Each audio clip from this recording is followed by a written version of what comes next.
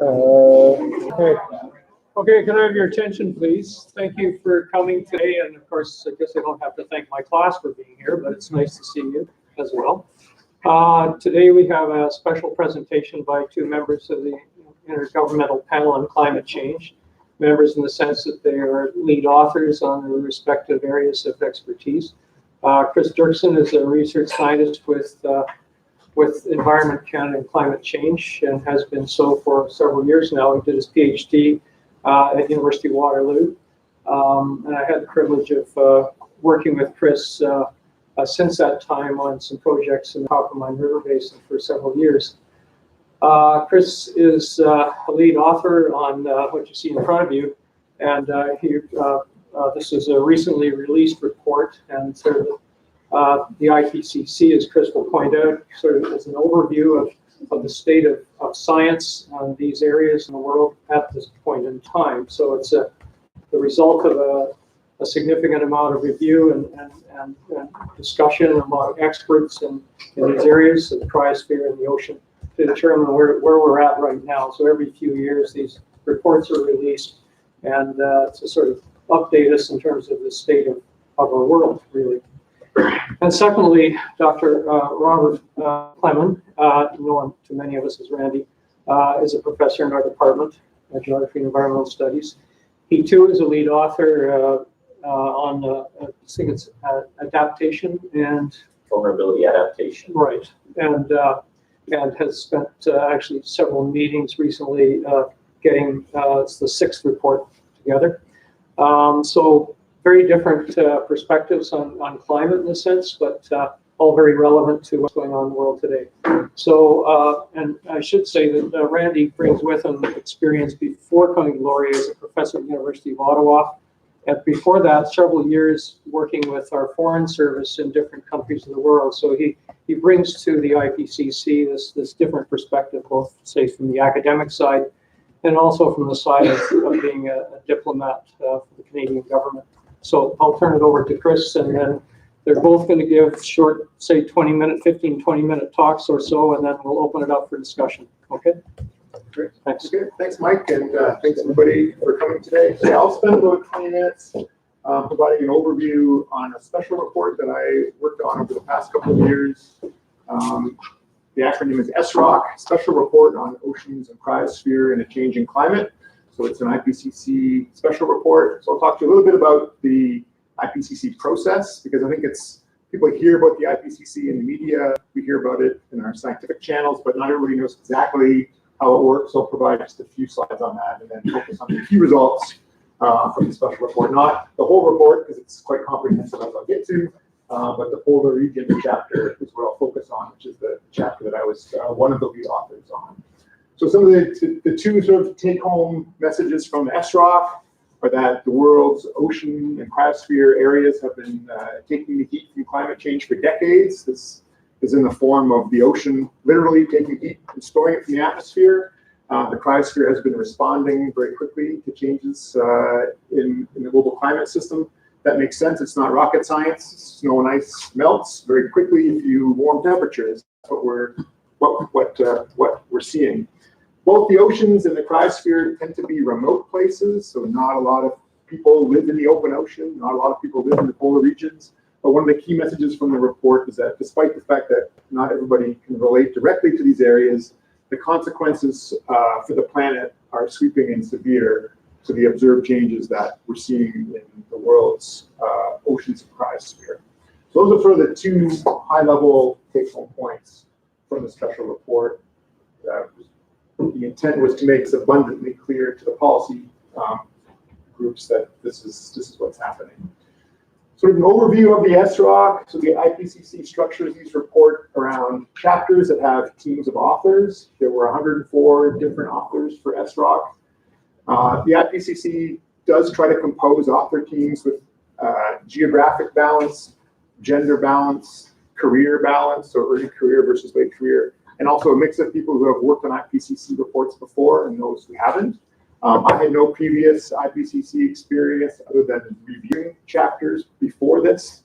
In fact, the whole polar regions chapter that I worked on, nobody had IPCC authorship experience before this, but in the end, that didn't prove to be a bad thing. In fact, our group worked really well together. Within the SROC, about 7,000 different papers were cited, so it's quite a comprehensive assessment of the science. And as part of the IPCC process, as Robert is in the weeds in right now, every review comment that is received must have a response, a tracked response to it. And for SROC, over the different draft versions, over 31,000 review comments were received. So one of the major tasks of the authors is not just to write the material, edit and revise the material, it's to respond in a substantive way to the expert review comments that are received through the iterative drafting and review process. And I'll provide a bit more detail on that in some subsequent slides. So the structure of the SROC, there was an introductory framing chapter and then a series of chapters that focused on different elements of the ocean and the cryosphere. As you'll see, these are somewhat disjointed, but the special report was crafted in a way to try and please as many governments as possible. So it focused on high mountains, focused on oceans, quite a diverse subject matter, which meant weaving a common narrative through in the end was quite challenging in some ways. But I think we were able to do this ultimately in the end. So there was a chapter on high mountain areas. The focus here was that 670 million people around the world live in these regions. They provide a lot of water, both within those and beyond those areas.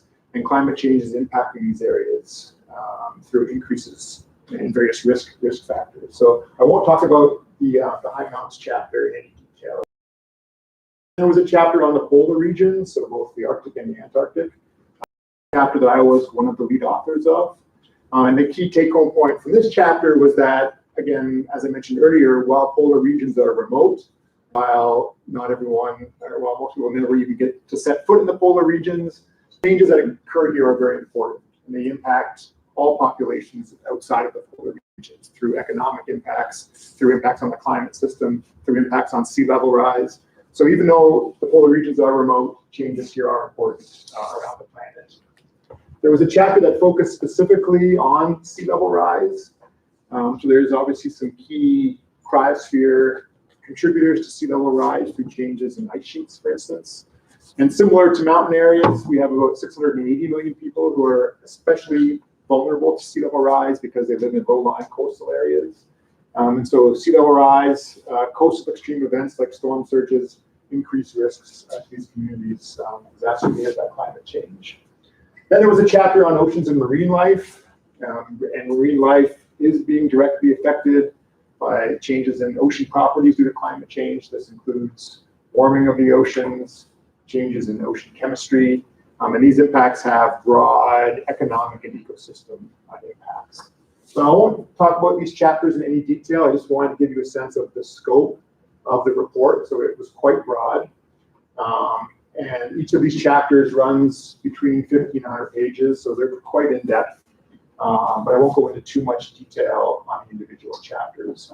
What I will do now is just divert a bit away from the SROC and talk about IPCC sort of in broad terms. This may be review material for some of you, but not everyone is familiar with how the IPCC works.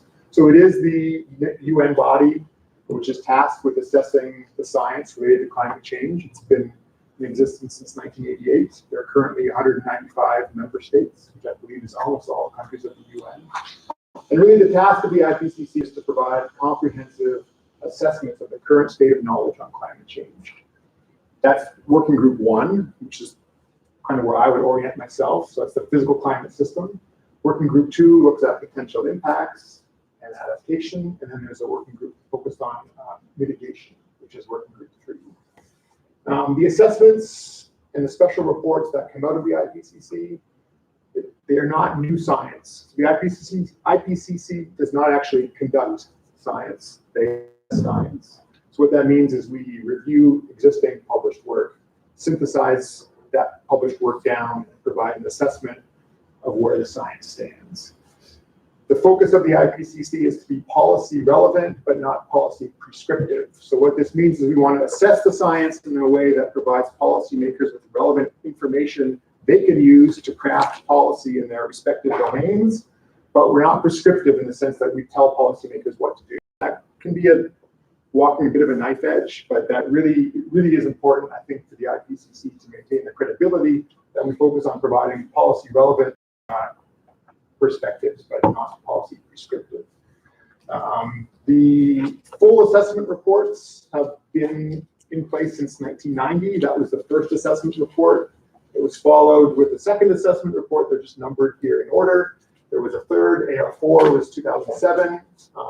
We're currently in the cycle called AR6, or the sixth assessment cycle. As part of AR6, there will be the full assessment, which is forthcoming. That's what Robert's working on. It's being published in 2021. But they did task the IPCC with writing 3 special reports. They've all now been released. They're available on the IPCC website. The first was looking at the impacts of 1.5 degrees of global warming on the global climate system. That was a direct result of the Paris Agreement, of countries wanting to understand what the target of 1.5 degrees global warming looks like. There was a special report that focused on climate change and land, and there was SROC. So as I mentioned there, IPCC is composed of these 3 different working groups. SROC was somewhat unique in that the perspectives were to combine working group 1 and working group 2. So we had to assess the science of physical changes to the climate system, as well as the impacts of those changes on things like ecosystems. The way the process works is that potential authors are nominated by their countries. The IPCC Bureau then selects the author teams, again with an eye towards gender balance, expertise balance, geographic balance. There's a series of 4 lead author meetings, which occurred over 18 months for this special report, where authors come together for a pretty intense week-long meeting to coordinate work on each chapter.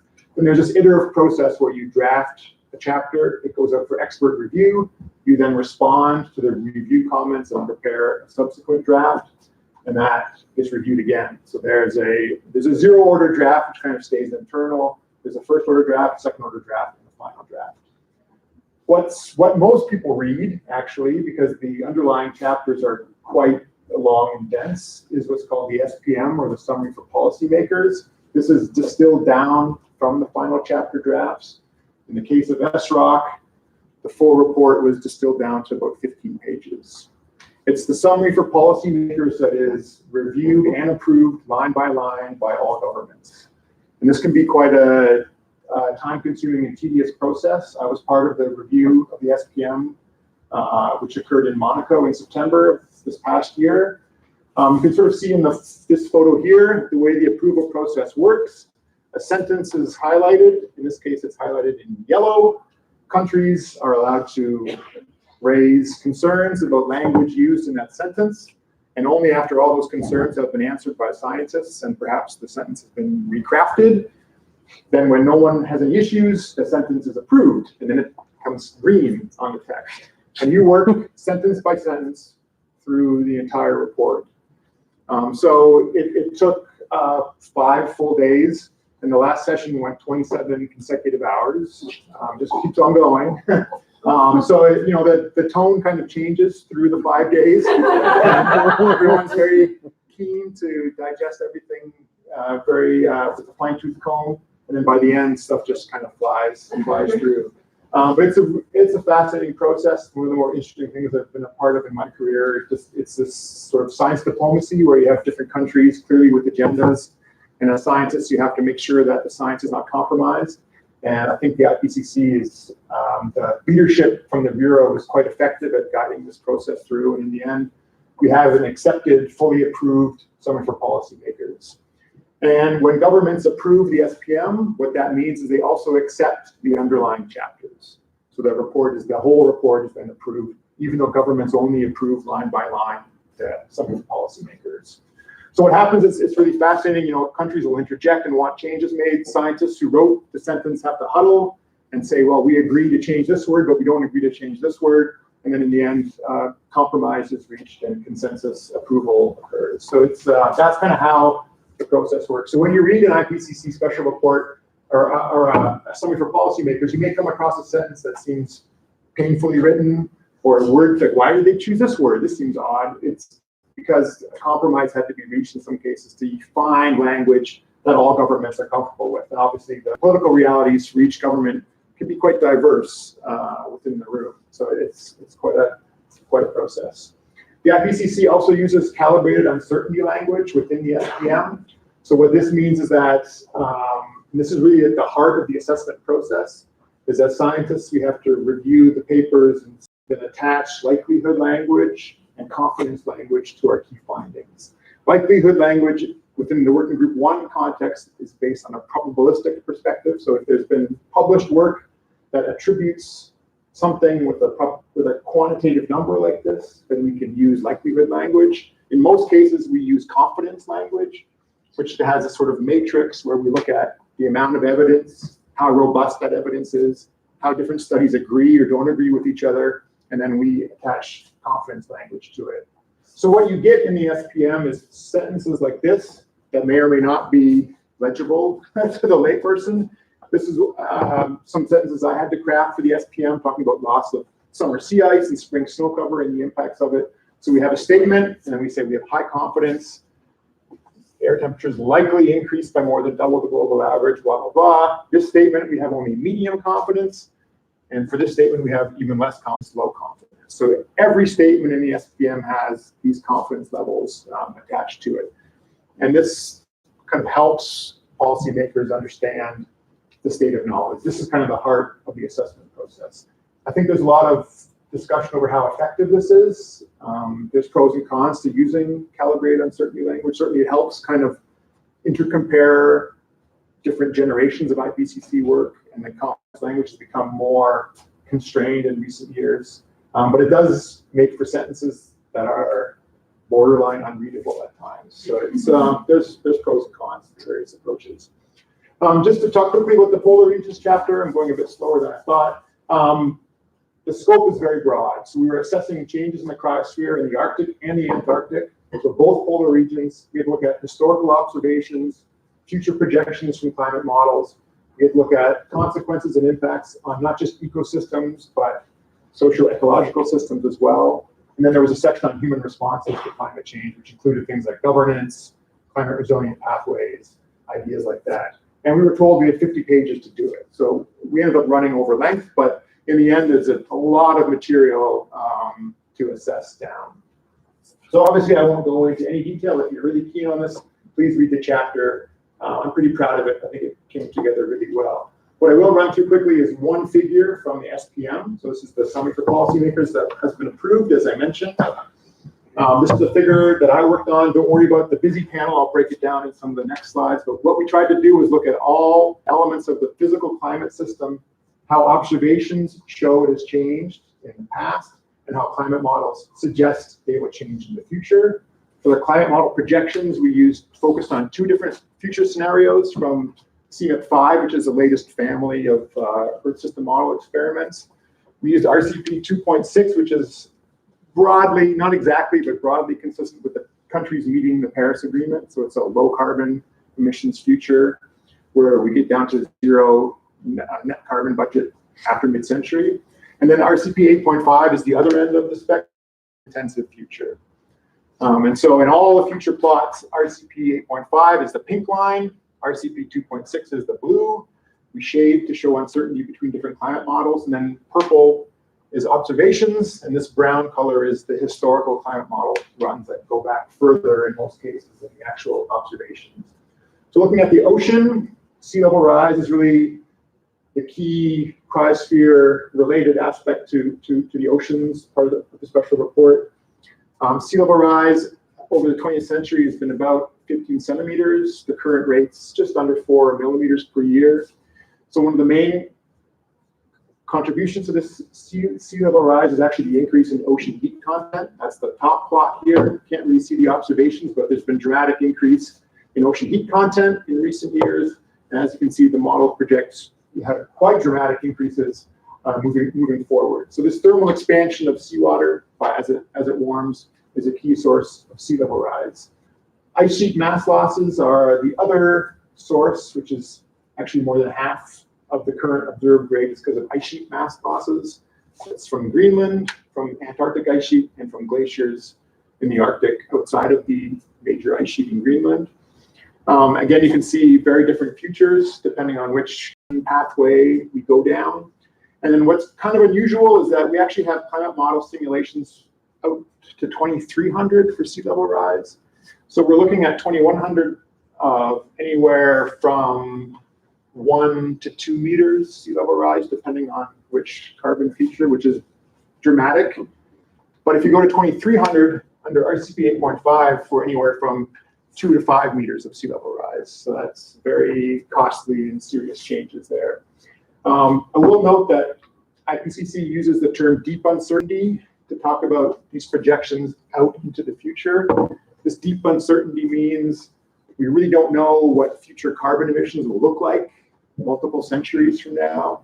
Climate models do a very simplistic job of capturing these key ice sheet processes, especially in the Antarctic. So we really don't know with much confidence exactly how the ice sheets will respond to warming air temperatures and ocean temperatures. And very few modeling groups actually run these experiments out to multiple centuries in the future because they're quite expensive to run. So there's deep uncertainty, but this finding did generate a lot of interest, not in a good way, because these future sea level rise numbers are quite shocking. Some other aspects of the cryosphere, I'll go through this quickly. September sea ice on the top, June snow cover in the middle, and permafrost area on the bottom. September sea ice is that summer minimum. It's when sea ice is at its lowest every year. June snow cover, we chose that month because June is when snow cover changes most rapidly and melts most rapidly across the Arctic. So we're seeing about 13% per decade lost in September sea ice and June snow cover. Arctic sea ice it's younger, it's thinner. We're seeing more ship-based activity in the Arctic as the Arctic Ocean becomes more open during the summer. We note that people living in the Arctic are already adjusting their travel and hunting activities to respond to the changing seasonality of land, ice and snow conditions. The permafrost aspects drew a lot of concern in the report. Arctic and boreal permafrost areas contain about twice as much carbon as is in the atmosphere presently, so it's a really significant store.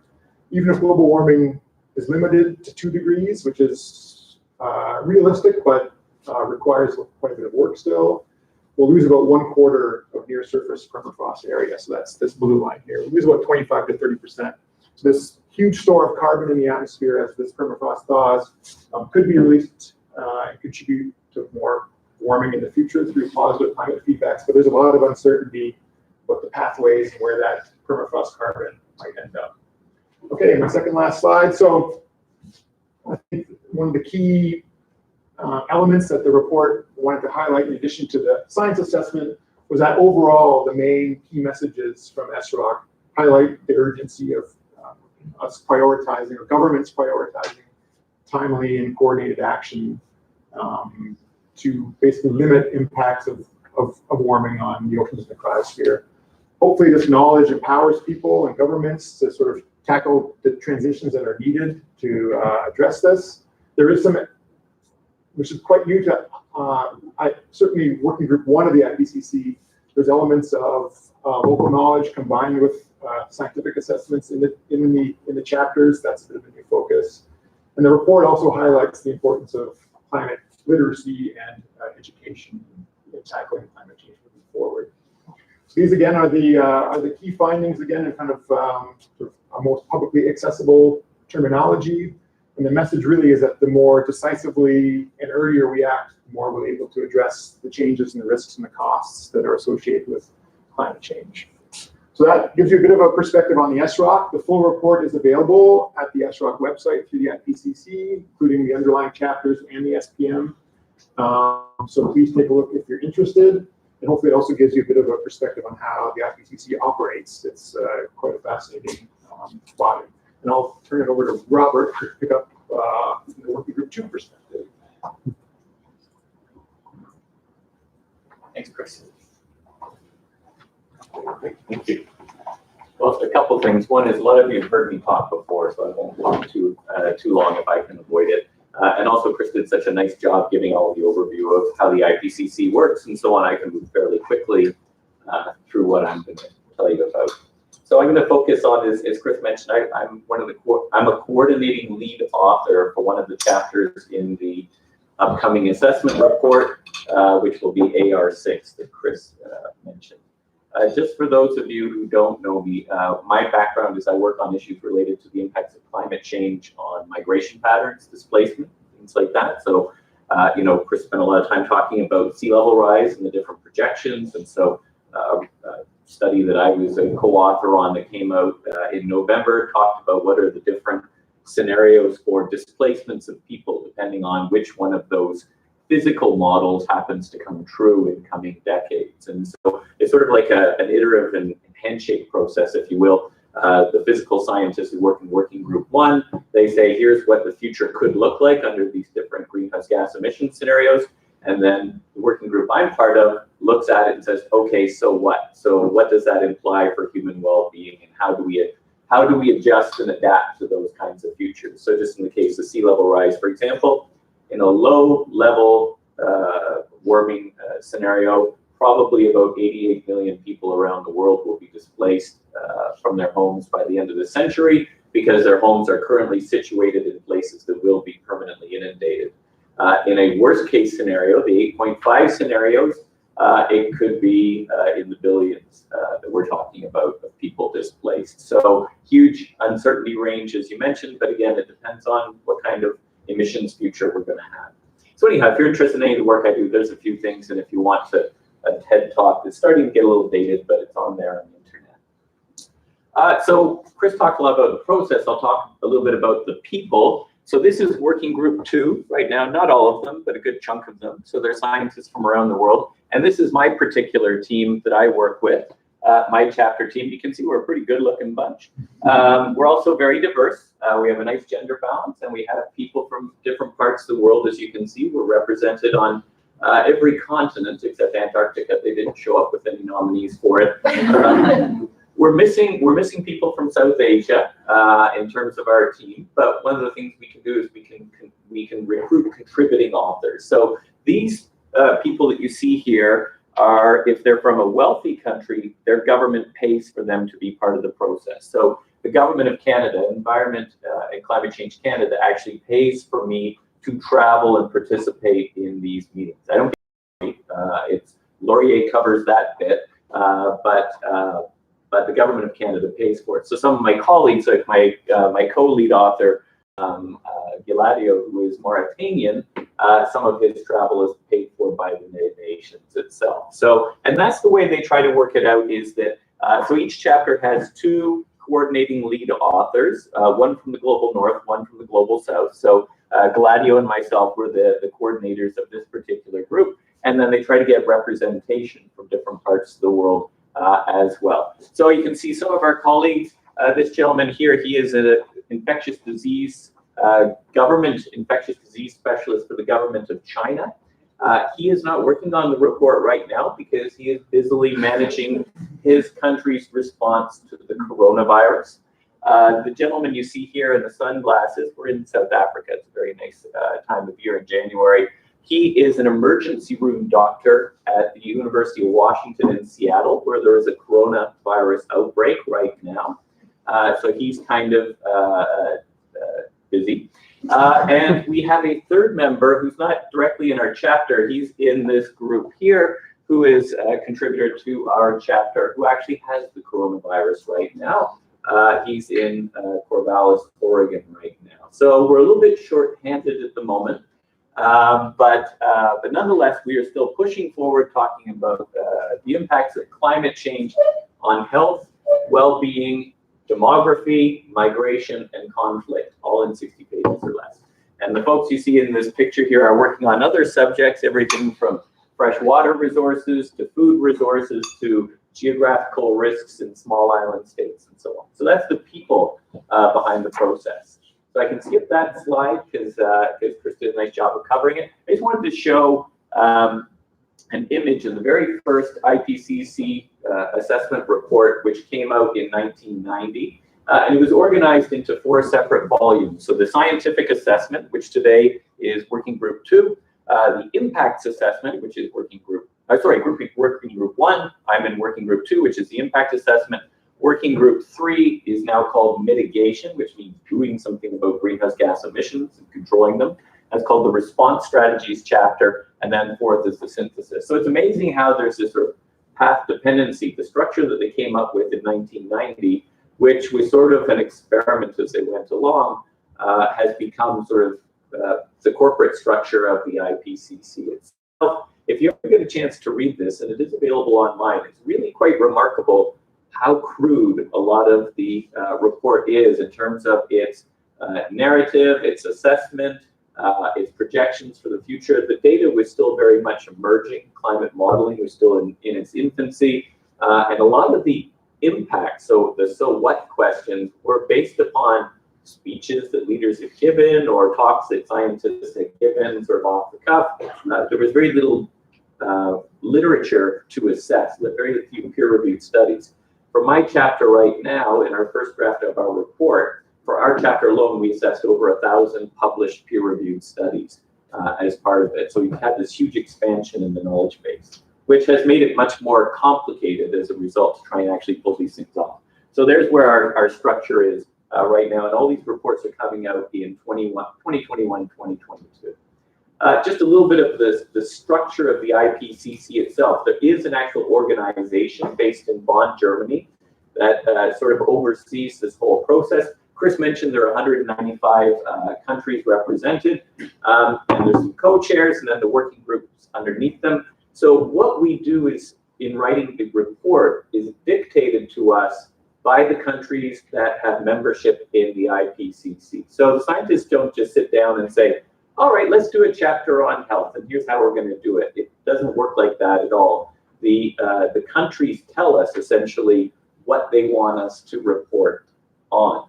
So as Chris mentioned, I'm not going to go into that slide, he did it. What I'm going to show you is the table of contents for the Working Group 2 report that we're currently working on right now. You can see that there are about 18 chapters in total. There were actually much more in the last assessment report that's been consolidated.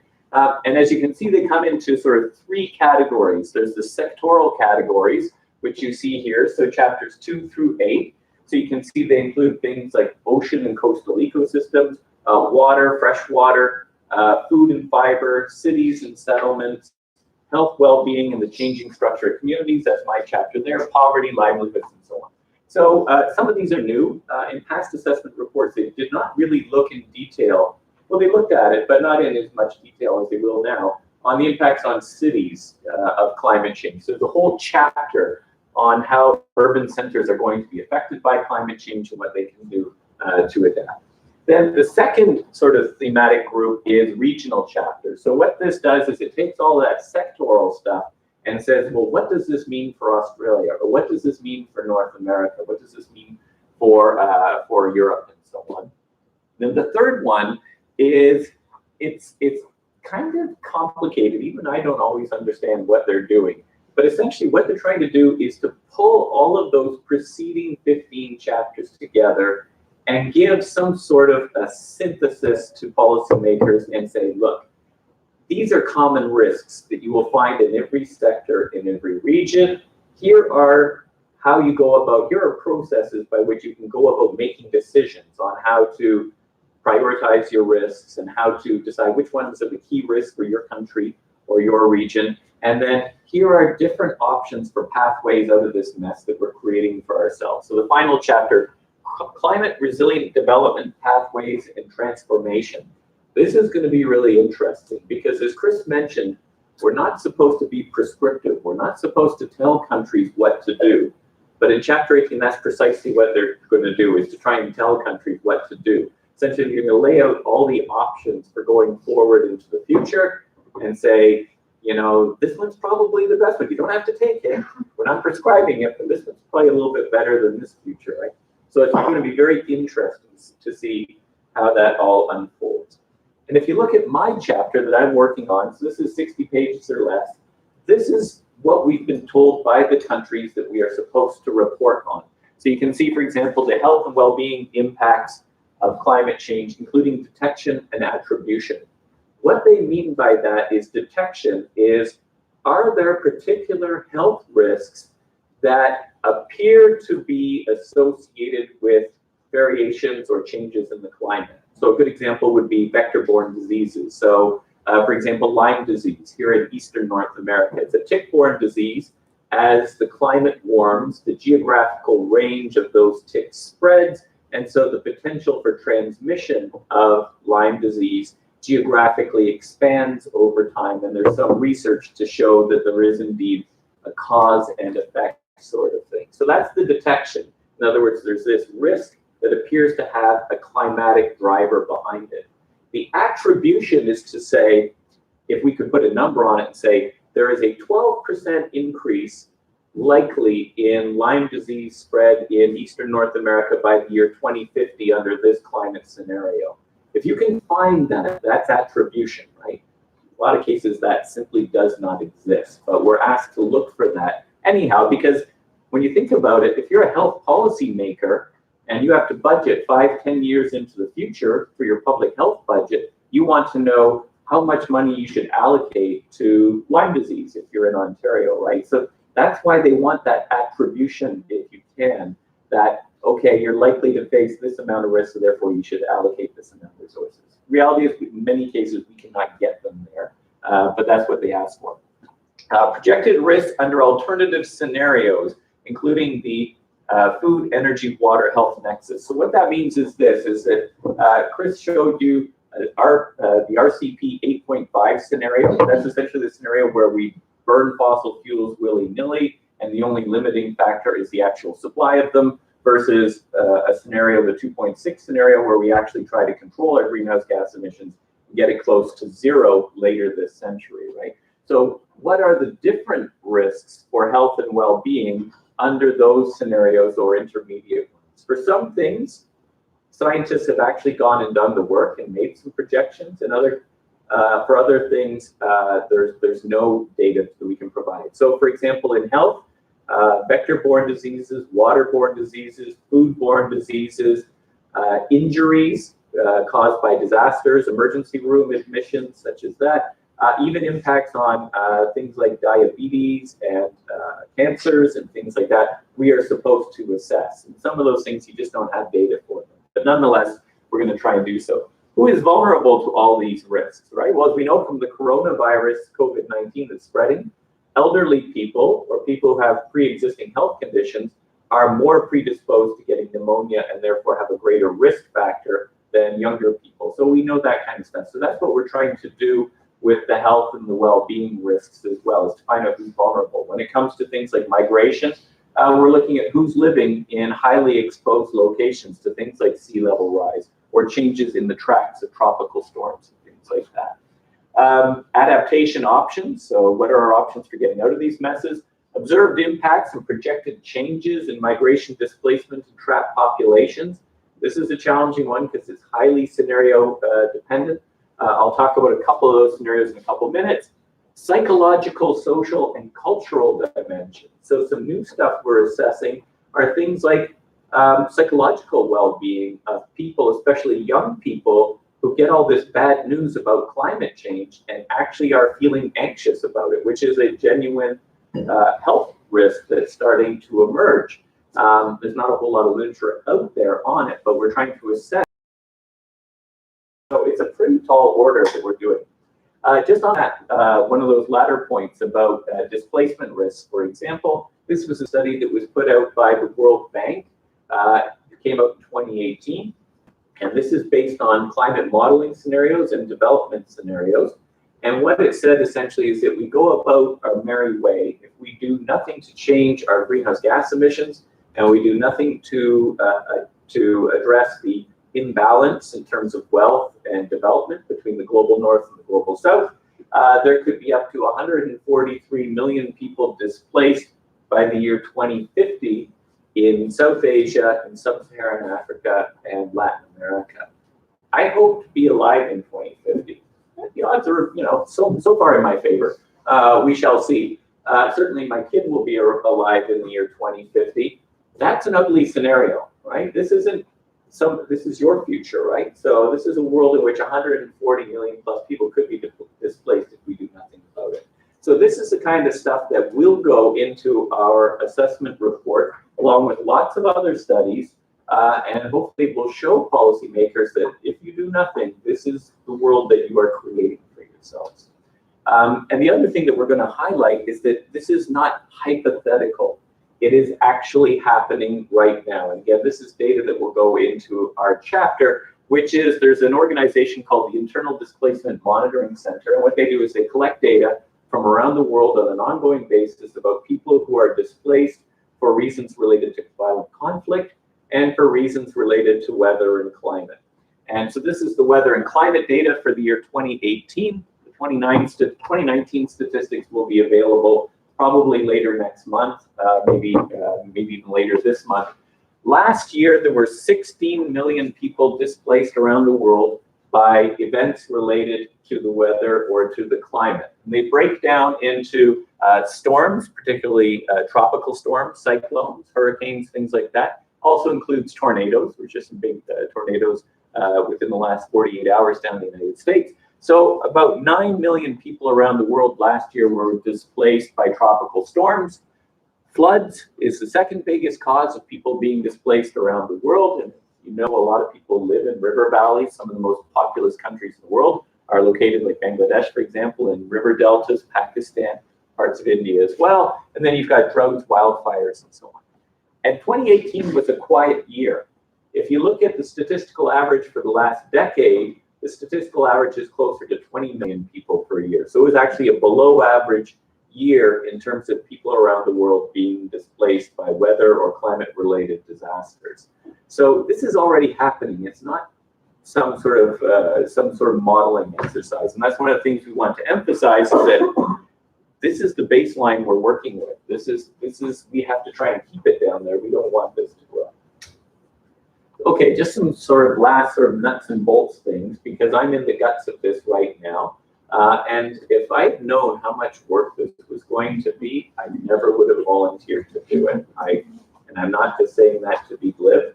It's like a second full-time job, and it's no fun whatsoever. But anyhow, the point being is that the group of 8 to 10 lead authors in each chapter, we develop a table of content based on what we're told to do. And then we assess all the peer-reviewed literature that has been published since the last assessment report. Then we prepare a first rough draft called the zero-order draft that we send out. We did so, and we got a bunch of comments. So the reviewers who are experts in the field provide us review comments. Then we do a first-order draft, which is actually a proper start-to-finish draft of that chapter, which we did. We submitted that back in October. And that has gone out to review and has come back to us. And we had 1,800 reviewer comments for our chapter alone on the 60 pages that we submitted. So imagine you submit an assignment to Professor English for your course, and he gives you, say yours is only a 20-page assignment, so he gives you 600 comments on it that he expects you to address in your, that's what we're dealing with. And we have to actually say, thank you for the comment. We have adjusted the script here, or we've considered this article, or what have you. And so that's the process we're in right now. And then we're preparing something called the second order draft. So this is the quasi-official draft of the chapter, and it will go out not just to experts, but also to the country delegates themselves. And at that point, all 195 countries have the opportunity to comment on your chapter. And one of the realities is when you're dealing with the chapter that includes health risks is that everybody's concerned about health risks, especially in this current environment with the coronavirus and so on. And so it is going to be a nightmare just trying to accommodate all of it, but that's our job. So I won't whine anymore, but that's what we have to do. And then eventually we'll get to a final approved copy, and Chris went through in very nice detail how that actually gets approved. And so, like I said, if I could quit, I would. Why do all this? I guess is a very valid question. And I've heard people say, do we really need to go to all this effort to bring together these hundreds of scientists to do all this stuff? Don't we already have enough information about climate change? Do we really need to know, and in the confidence level, right? So AR5 said, this is a likely outcome. And now in AR6, we can say, this is a very likely outcome. So is it worth spending all these millions of dollars to move the language from likely to very likely? It's a valid critique, right? But it has some very practical purposes. There's something called UN Framework Convention on Climate Change. where governments actually meet each year under this convention and try to advance agreements on how they're going to deal with climate change, how they're going to cut emissions. That's what the Paris Agreement came out of. How they're going to share resources with less developed countries to help them adapt and so on. The IPCC reporting, that is what they use to negotiate from. They don't use somebody's peer-reviewed study from this journal and so on. The IPCC reports, that's sort of the text that everyone works from. So we need to keep doing it for that basis alone. The other thing is that, we take it for granted here in Canada that we can just, you're at Laurier, right? So if you need a journal article about sea level rise, you just go to the library website, you key it in, and you've got access to hundreds of journal articles about sea level rise. I have a colleague from Mauritania. Universities in Mauritania typically have poor internet access, and they certainly do not subscribe to all the scholarly journals that we do here in Canada. So where do scientists and students in Mauritania get information about climate change? They get it from IPCC reporting because it is freely and publicly available, and it is considered to be a reliable standard, right? And the other thing is that these reports are translated into all of the United Nations language, into Mandarin, into French, you name it, so that people can actually read it in their own language, which is a big deal. I have colleagues on my team. English is not their first language. Sometimes it's their fourth language that they're writing in, and they're scientists, but they're trying to communicate this. It'll get put into their own languages, and then their students can actually read it in a way that's accessible, so that's important. And the final thing is the audience. It reaches potentially anybody who has access to an internet connection, and that's really important when you're trying to educate people around the world about climate change. So I think it's a really important thing. Now, looking at some of these specific critiques that we've received, one is that the IPCC is too conservative in both its statements and its predictions. And I agree with that wholeheartedly because, as Chris mentioned, we're not doing the science. We're assessing science that is already published. And publications in the peer-reviewed world are typically 6 to 12 months out of date by the time that they are published. Research was done a year ago. And so there's this inherent built-in lag time. And by the time we're done writing our chapters and reviewing our chapters and getting all the policymakers to bless it, the research is a couple years out of date. So the reality is that each time we do one of these assessment reports, you'll notice that the warnings get stronger and we see that more confidence. And that's a genuine critique. Second thing is that a lot of people see an Al Gore shared the Nobel Prize for climate change, which is a shame when you think back of what happened was immediately in the United States, half of the voters hated it, right? Because they aren't Democrats. So you get this idea that, oh, well, if Al Gore is part of the IPCC and they got the Nobel Prize, it must all be some sort of conspiracy and so on. It feeds into those narratives, even though Al Gore and the IPCC, they're sympathetic, or Al Gore is sympathetic to the IPCC, but he's never a member of it, kind of thing. And so climate science itself has become highly politicized. So you get a lot of people reading, like people on the internet, reading through past reports line by line, looking for errors that they can flag and tease out of it. And there are realities is that past IPCC reports have made mistakes. When you think about it, you got an 18-page report, 1,800-page report. If it's 99% accurate, it means you've got dozens of pages that contain errors, right? That's just statistical human nature. So there will be errors. Some of them, most of them not significant, they're minor errors, but occasionally there's a big error. It gets fixed, but that's the reality.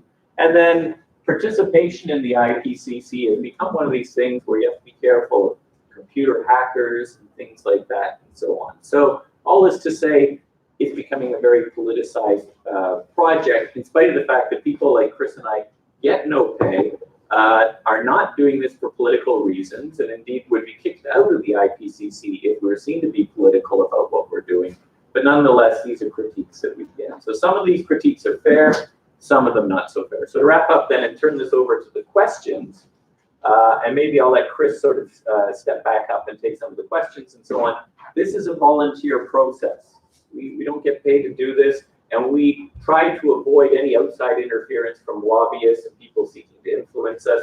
That said, member countries, as Chris pointed out, do have a lot of influence over this, and so certain countries will try to tamp down the language and try not to make it so excitable. And other countries will try to push certain agenda items as well. We're a little bit outdated, but nonetheless, it's better than a lot of other environmental challenges that we face around the world where we don't have this kind of reporting process. We can talk about biodiversity loss. We can talk about, there's lots of other environmental challenges that don't receive the same scrutiny. So it's a flawed process. It's a cumbersome process, but it's the best we've got, and it's better than a lot of other options. So, Chris, do you want to jump back up and take the questions? And, we do it together. Well, they hear me all the time. You're our guest, so I'll kind of stand in the back. It's a working group 2 question now. I'll plead ignorance. Okay. Great. Yeah, I don't know, Mike. You want to just? Yeah, just go ahead. Yeah. So encourage you to ask questions. It's a rare opportunity to get people who are lead authors on these reports, and encourage you. Yeah, those last 2 slides were great. I mean, that really summarizes like the pros and cons, the challenges, and the sort of lens by which IPCC work has become. Maybe I'll start off just this comes through in both your talks, so anybody can answer it, and maybe it's already been answered in a sense, but when you're sitting back looking at any individual issue that you're concerned about, and you go through this voting process in terms of wording, at the end of the day, and you summed this up earlier, but I'm just curious about specifics. When you leave this whole process after you spend so much time on it, how much, I'm sure, I appreciate all the work that's gone into it, but at the end of the day, I mean, I think what's published versus what you would like to see published is, how big is that gap, and how comfortable are you with what's come out? So it was, for the extract for the text I was responsible for in SPM, I actually was pretty pleased in the end. In some cases, government comments do improve the text. For the SPM, it's supposed to be jargon-free, it's supposed to be clear. As scientists, especially climate science, we don't always communicate as clearly as we think we are. So government comments do really help you fine-tune your wording so that it's clear. So in some cases, and the majority of governments are friendly to the messaging of the IPCC. They want the results to be communicated clearly. So those comments are very helpful. Also, the higher confidence we have in something, it comes across clearly in the language, because you can write something like, we know sea ice is getting thinner, we know sea ice is getting younger, and we know that there's more shipping activity in the Arctic. We know this, very high confidence. So we can write in the SPM, just bang, bang, bang, lay it out, and governments had very little room to argue with that. For some of the carbon permafrost feedbacks, the science is much more uncertain. So we have medium confidence. And so as scientists, we had to get very careful with our wording, and governments pick up on that. And so that created much more discussion to get the wording right. So ultimately, I think the high confidence messages we have come through very clearly. The lower confidence messages took a bit more work, but I was happy with how that came through. And the majority of governments do have clear messaging at the heart of what they're asking about. So it can be a slow and cumbersome process, but it's largely effective. I can't really think of, and the irony is, in some cases, governments thought by reopening some sentences, they were trying to get us to weaken the language. In the end, we actually were able to strengthen the languages. As scientists, we're pretty clever. We can think quickly on our feet. So when an unhappy government is trying to push you in a certain direction, you can kind of come around the back door and sneak stuff back in that you didn't have in the first place. So it's a very dynamic process. In the end, I think it worked reasonably well. It's not perfect, but in the end, I think from my experience, it worked well. It's probably different. Robert, do you have anything to add to that? That was great. Questions? I think that's what I'm anyways. So you guys mentioned that topics are given to you by the government. Is the research that you're asked to look at also given by the government, or do you guys think about research articles that you use in your section? Yeah, so we're given an outline, and I can't think of what the word is that describes the outline. It's not nominal, but it's kind of like indicative. That's what it's indicative chapter outline. And governments have agreed that this chapter should look at, and Robert showed the outline for this chapter in the slides. But then within that, we are free to move a little bit inside and outside of those bounds, and the papers we assess are totally up to the authors. We're not told, read these papers or a specific study. It's just look at this topic. So I was just wondering how you guys go about from all the different countries' researches, what papers you would like to sort of pick to look at. 'Cause, Yeah. Yeah, the language is definitely very. Yeah, and that's where there is some, so bias is probably a strong word, but there's some, because of the communities we work in, like I do a lot of snow cover and sea ice work, I'm familiar with those papers, so I know where to go, I know where to start. But sometimes you don't, so you either rely on contributing authors to get you started in certain areas. Large proportion of the review comments actually are people trying to get you to cite their paper. Because obviously, like getting citations, classic scientist move, getting citations in the IPCC chapter is viewed, certainly for my career, as a very positive thing. So, you get critiqued as an author if you put too much of your own work in. You don't want to have that bias for sure. And so a lot of people say, oh, could you think about this study? So then you have to go back and read that paper. In some cases, we're like, yeah, we missed that paper. It should be cited. In other cases, it's like, well, that's pretty peripheral, or the science is not up to standard, or it doesn't support the narrative, so we don't need to cite it. So comes in the back. That was fine. Okay. Bruce? So for the global climate models,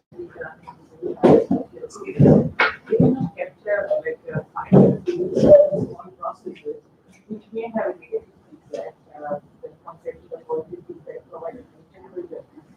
So how do you consider these small changes by calculating the confidence? So you mean like things that aren't really captured, either processes or spatial things that aren't captured by current generation of climate models? Well, we really are just bound by literature. So we're bound by what papers have published on a certain topic. And if we know that a key, so like, for sea ice, for instance, we know models do quite a good job on things like sea ice extent. So where the ice is and where it isn't, how that varies seasonally and over time. They do a less good job in modeling the dynamics of sea ice. So how is it moving across the Arctic? So then we have to just use language that attaches different confidence to that. So in the underlying chapter, the sea ice motion assessment of the models, we use much lower confidence than in the sea ice extent. So we have to we're bound by what's been published, and we have to assess that and attach confidence to it. That's kind of the core of the assessment process. Yeah, in the back. Yeah, thanks for that. I had a question about the summary for policymakers. When you have questions, on occasion, do they open up what you've written in the report and sort of go back to the report? And then who are the government representatives? Right. So I'll answer the second part first. I think it really varies from country to country. So the delegation from Canada under the current government, the strategy is there's an IPCC secretariat, which is run out of Environment and Climate Change Canada. They send somebody who's kind of there to organize the group. The chief delegate is my director general, so the Atmospheric Science and Technology director general, so that's a science expert. And then they bring in other subject matter experts. So for SROC, there was Fisheries and Oceans sent a couple research scientists with oceanography expertise. And there was an Environment Canada climate scientist who actually sits on the bureau, who's there as well. So the Canadian delegation now is very science focused, not so much policy focused, I would say. Different countries adopt different strategies. Some countries are very clearly there with more of a legal, I would say, approach to wordsmithing things. I mean, that kind of gets back to the first part of your question, which was about going back to the underlying chapters. Yeah, so the SPM is supposed to reflect exactly what's in the underlying chapters. And as Robert said, mistakes get made. Sometimes we use the wrong language that doesn't quite match the chapter. So a lot of the comments are like, well, in the underlying chapter you said, and these are really important comments. It says high confidence for this finding. In this sentence in the SPM, it says very high confidence. Why are those not the same? So you have to either modify the text or explain why. Well, in the chapter we were talking about this part, but in the SPM we're referring to this part, so you have to change the language. And then some countries really what their goal is just to make the process painful and to, I think, should try to devalue the IPCC process. So all they do is go through and just nitpick like very tiny wording changes. Most of them are trivial. Some of them are more important. But really, because the underlying chapters are not approved on that line-by-line basis, a really important part of the SPM approval is making sure the SPM accurately captures and is consistent with the text in the underlying chapter. Can I just ask a quick Sure. question about the vector-borne illnesses? You mentioned Lyme disease, but then what about things like dengue, malaria, Zika? Is there, when you write this report, do you feel like there's going to be a receptiveness to what the potential outcomes are of climate change that impact on these vector-borne?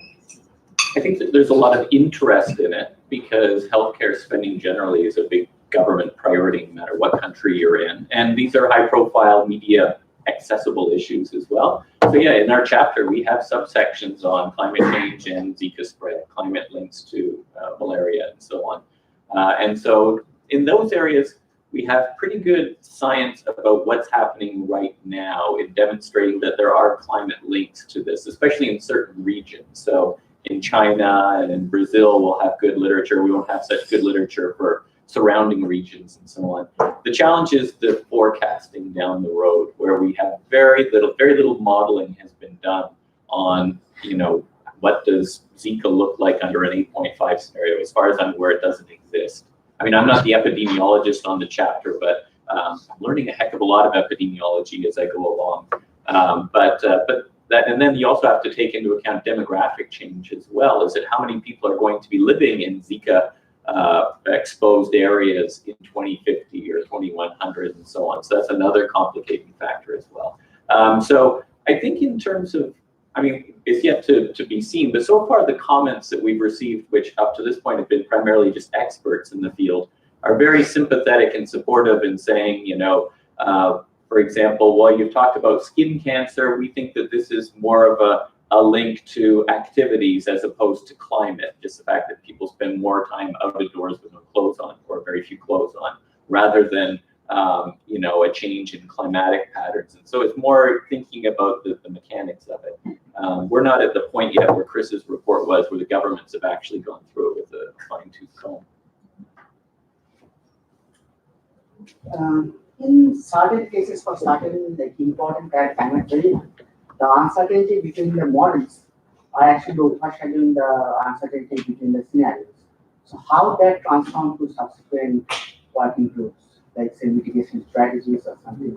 I'm not sure for working group 2 and 3. The working group 1 perspective is you have intermodal spread and you have interscenario spread. And in up to mid-century, for a lot of variables, the uncertainty between models is greater than the uncertainty based on which carbon pathway runs. And there's also uncertainty just the natural inter-year variations in the climate system. But the separability becomes quite clear after about 2050 because of the magnitude of most of the changes. So something like ocean heat content, under RCP 8.5, you're warming the atmosphere so much more by end of century that heat is absorbed by the atmosphere. There's clear separation of those two different pathways. The timing of that varies from parameter to parameter, but I think depending on your time horizon, there's a pretty clear distinction between the two. Go ahead, Noel. Just to pick up on that, I just finished doing a report where we looked at migration and displacement under various RCP scenarios. And that's exactly the point, is there's very little divergence regardless of the models you use or the scenarios you use between now and 2050. That's where the divergence starts to occur. And so, for example, risks like, for example, tropical cyclones or hurricanes are roughly the same up until 2050 as is currently the spatial pattern around the world. And what you see is if you go to an RCP 8.5 scenario, you start to get an increase in the severity and the storm tracking for tropical cyclones in East Asia, so off the coast of China and the Philippines and so on.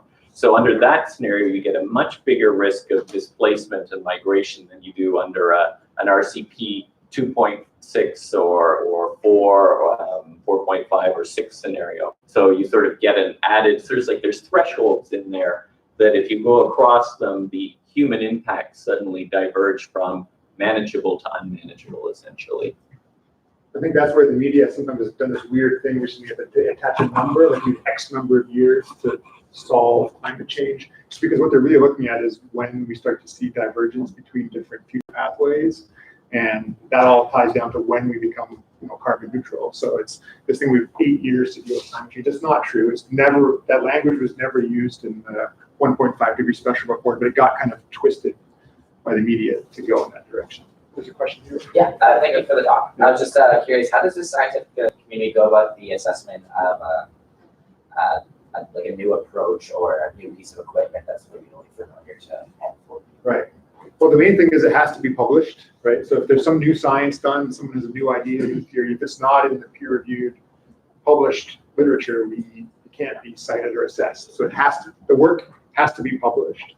And then it just becomes a process of, if one study provides evidence of something, then that would give you that confidence matrix, that would give you, low agreement because you've only had one study, so your confidence would be low. And then as more studies come out, if they all agree, then your evidence size increases, your agreement increases, and you would then attach higher confidence to it. But there is this kind of built-in time lag between when science happens and when it gets reflected in an IPCC process. And Robert kind of touched on these sort of time lags in the system. Science always has these time lags, whether it's an individual paper you're publishing where it takes you 2 years to collect the review process. By the time it appears in print, you've already worked on that for 3 years.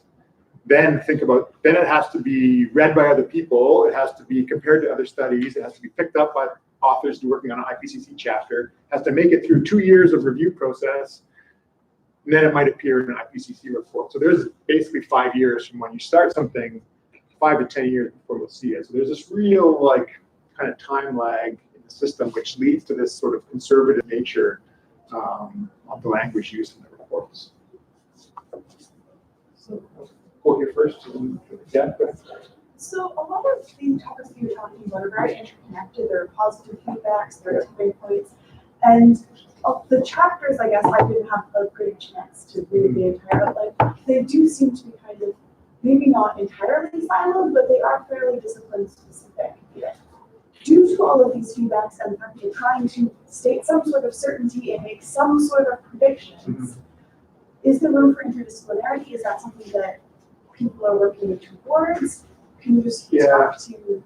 Yeah, I mean, it's really important. Robert probably has some things to say on this too, but I know for my report that I was working on, as you go through these 4 author meetings, by the 3rd and the 4th author meeting, a vast majority of time is spent with other chapters, making sure that you're being complementary, not duplicative, and also just sorting out where, so with ice sheets, for instance, in the SROC, there's a sea level rise chapter that talks about ice sheets, and then there's a polar region chapter that talks about ice sheets. Everyone's dealing with page constraints. So the decision was made at some point late in the game to move all the ice sheet projections, climate projections of ice sheet changes out of the polar regions chapter, put it in the sea level rise.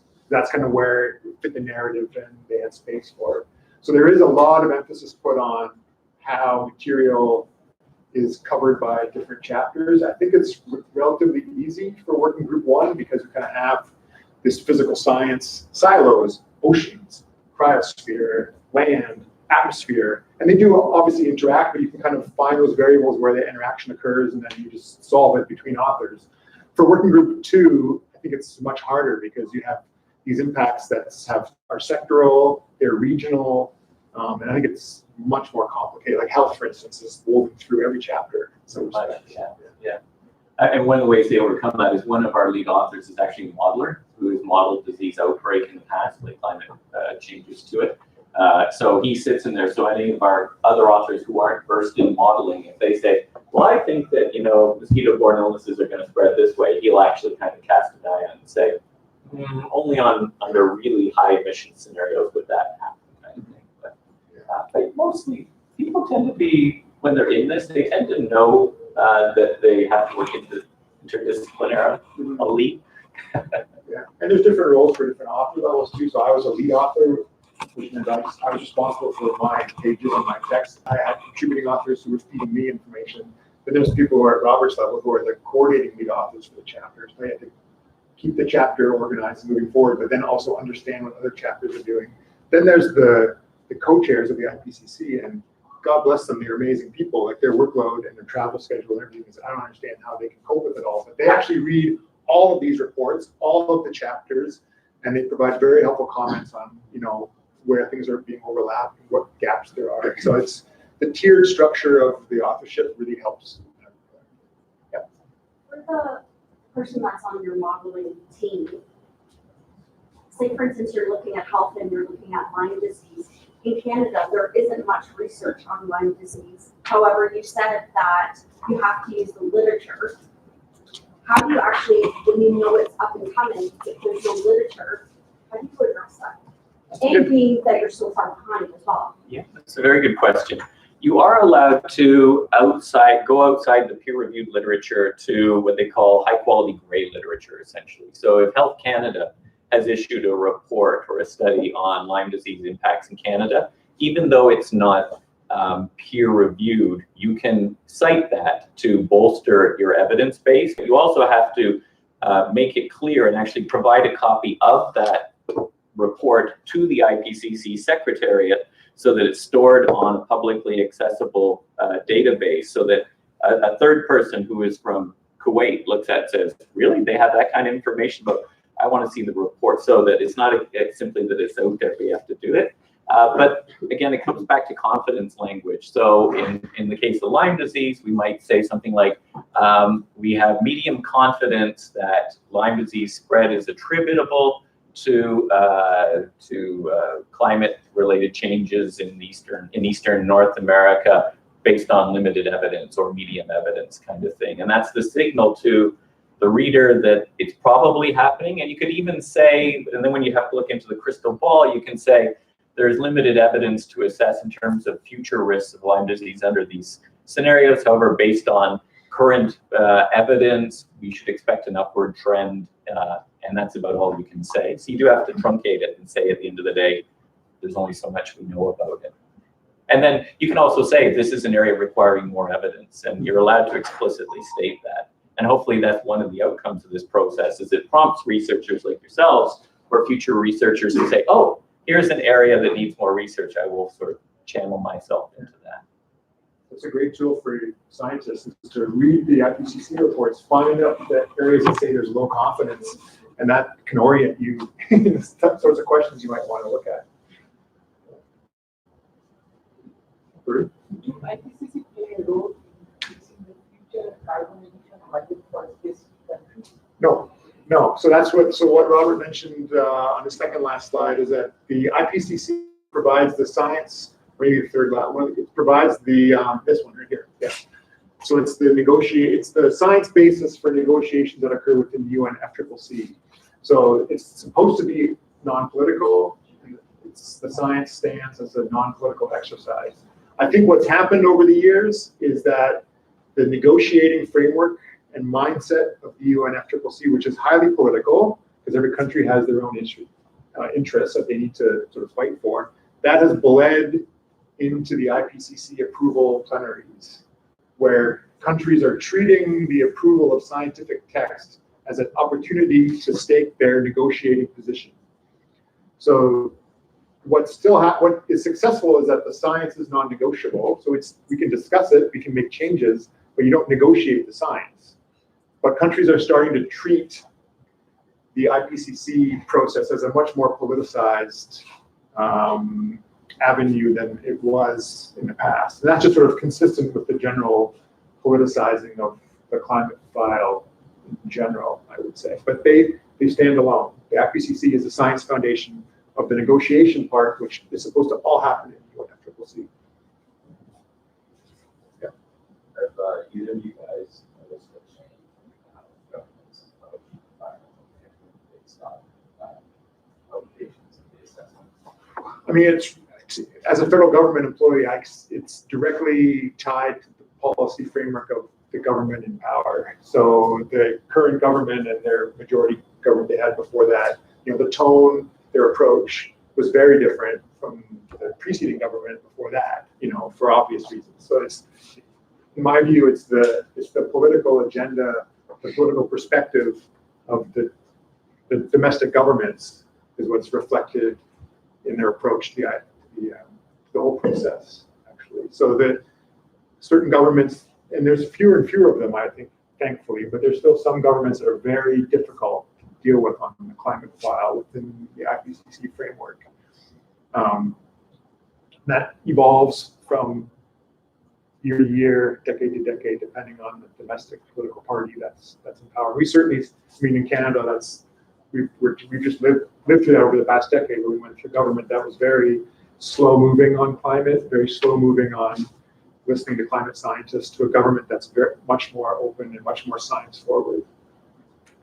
The only thing I'd add to that is that I think watching over the years I've been involved in climate change research is that the public is more aware of the IPCC and the information that it provides and is able to access it. And so if you went back 10 years ago, I think a lot of people wouldn't even know the IPCC existed, but now you have people like Greta Thunberg saying, listen to the scientists, read this report kind of thing.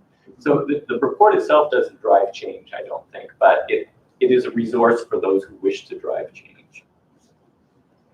I think it's just really important that people understand what the IPCC is, how it operates, and what its mandate is. That's a big ask for the general public who, as Robert mentioned, are only now becoming aware that the IPCC exists.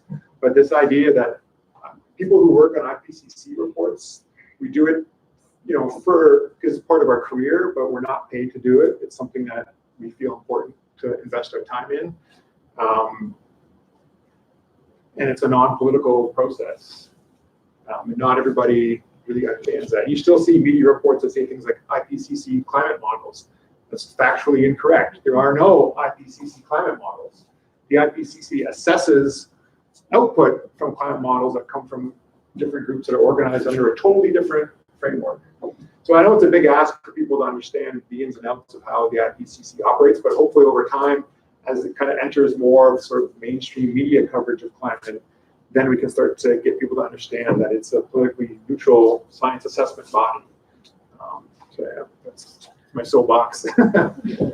Okay, I guess we'll call it quits there. Thanks very much for coming, and please join me in thanking Chris and Robert.